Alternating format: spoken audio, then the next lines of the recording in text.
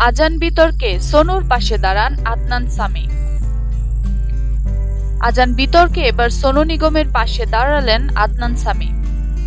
সামি দাবি করেন, সোনুর হৃদয় পরিষ্কার, যে কথা তার নামে রটেছে তা বলতে পারে না তিনি। তার বক্তব্য আসলে লোকে বুঝতে পারেনি।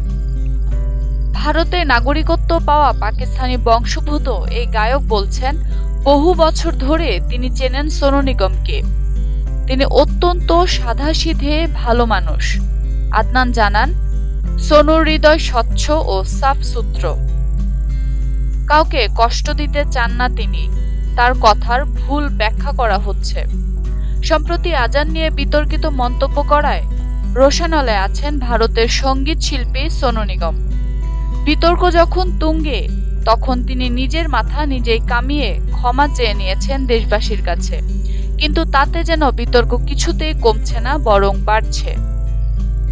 মুম্বাইতে সোনু যেখানে থাকেন তার ঠিক সামনেই একটি মসজিদ রয়েছে। প্রতিদিন ভোরে আজানের শব্দে তার ঘুম ভাঙে। কয়েকদিন আগে এমনটাই দাবি করেছিলেন সোশ্যাল মিডিয়ায়। তিনি লেখেন, তিনি মুসলিম নন, অথচ প্রতিদিন সকালে আজানের আওয়াজে তার ঘুম ভাঙে। এরপরেই তার প্রশ্ন ছিল, জোর করে এভাবে ধর্মের সশব্দ ঘোষণা কবে বন্ধ হবে? বিনোদন জগতের যে কোনো খবর জানতে চাইলে আজ সাবস্ক্রাইব করুন অল টাইম ব্রেকিং নিউজ এবং লাইক, কমেন্ট ও শেয়ার করে আমাদের সাথেই থাকুন।